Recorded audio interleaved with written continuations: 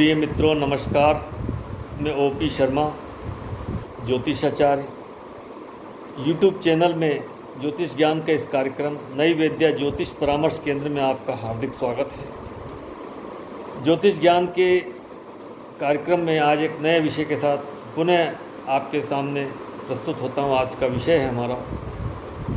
आप सुखी होंगे या नहीं। जी हाँ मित्रों,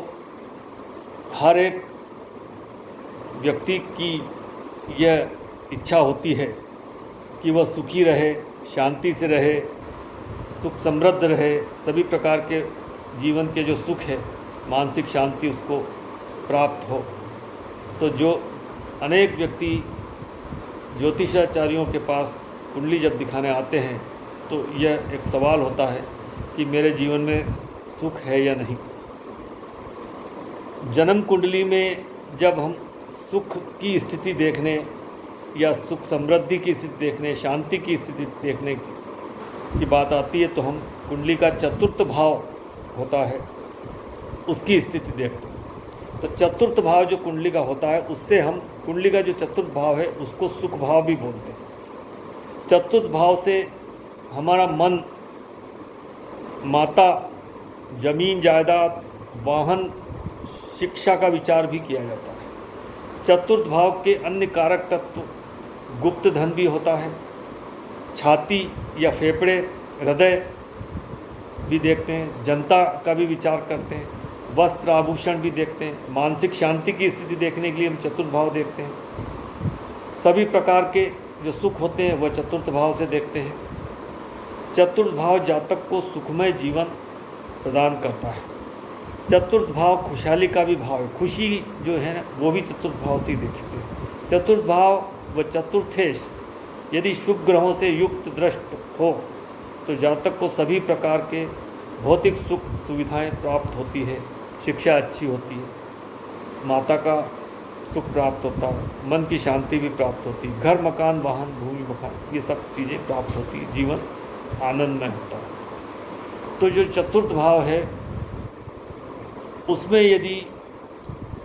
शुभ ग्रह हो और चतुर्थ का जो स्वामी हो वह केंद्र में हो या त्रिकोण में हो, और जो कारक है इसके कारक चंद्रमा होता है। यदि हमें माता की स्थिति देखना है तो चंद्रमा, यदि हमें जमीन देखना है तो शनि की स्थिति देखना पड़ती है, मकान की स्थिति देखना है तो मंगल की स्थिति देखना है चतुर्थ भाव चतुर्थेश के अलावा, और यदि वाहन की स्थिति देखना है तो हमें शुक्र की स्थिति देखना होगी। इसके अलावा चतुर्थ भाव से हम शिक्षा भी देखते हैं,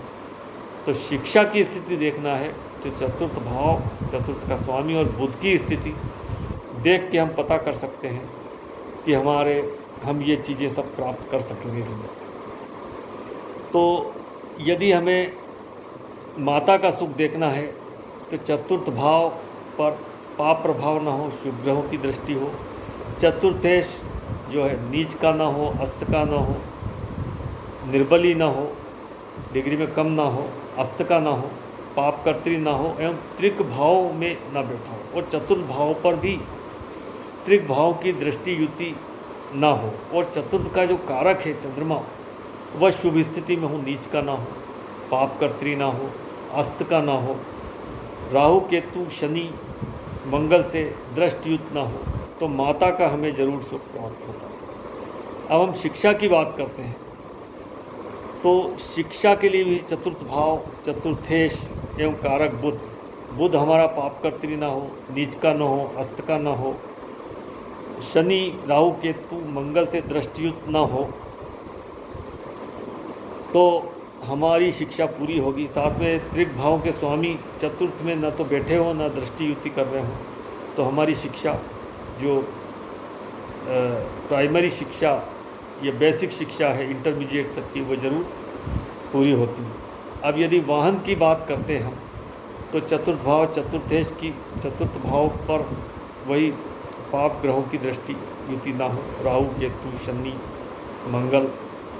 एवं साथ में त्रिक भाव के स्वामी भी दृष्टि युति ना हो, और चतुर्थेश नीच का ना हो, अस्त का ना हो, पाप कर्त्री ना हो, त्रिभाव में ना हो, पाप कर्त्री ना हो, और जो शुक्र है वह केंद्र त्रिकोण में हो, तो जातक को वाहनों का सुख या वाहन का सुख जरूर प्राप्त होता है। इसके बाद हम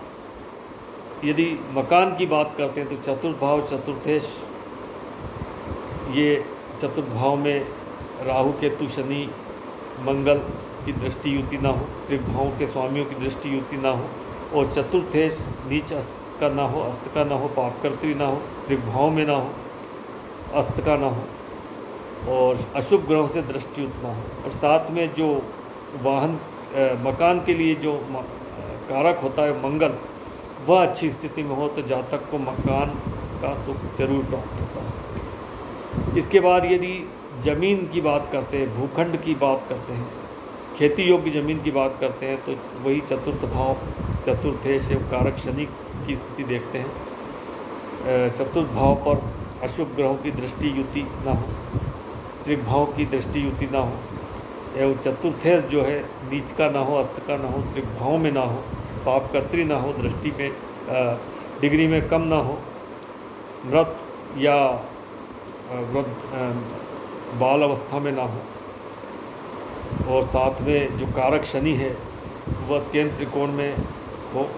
तो उसे खेती योग्य ज़मीन का सुख प्राप्त होता है। और हम सुख की जब बात करते हैं तो चतुर्थ भाव चतुर्थेश एवं कारक चंद्रमा, यह अच्छी स्थिति में, तो हमें माता का भी सुख प्राप्त होता है, मन की शांति भी प्राप्त होती है, और साथ में हम सुखी भी रहते हैं, और जनता में भी हमें प्रसिद्धि प्राप्त होती है। चतुर्थ भाव पे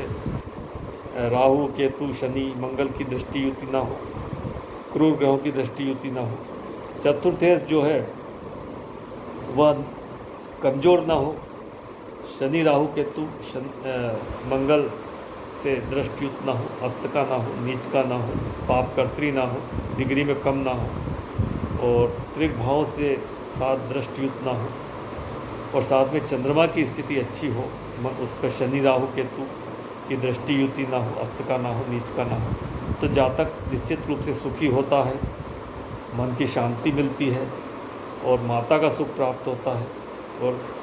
उसको शिक्षा भी अच्छी प्राप्त होती है। तो इस तरह से हम एक संक्षिप्त सी जानकारी, हम सुखी रहेंगे या नहीं, हमें मकान का सुख प्राप्त होगा या नहीं, हमें वाहन का सुख प्राप्त होगा या नहीं, हमें ज़मीन जायदाद का सुख प्राप्त होगा या नहीं, और हम शिक्षित होंगे या नहीं, इसके लिए एक संक्षिप्त सी जानकारी देने का प्रयास किया गया। उम्मीद करता हूँ ये वीडियो आपको इन्फॉर्मेटिव लगा होगा। यदि वीडियो इन्फॉर्मेटिव लगा हो तो वीडियो को लाइक कीजिए, शेयर कीजिए, चैनल को सब्सक्राइब कीजिए। वीडियो पूरा देखा इसके लिए मैं आपको धन्यवाद देता हूँ। नमस्कार।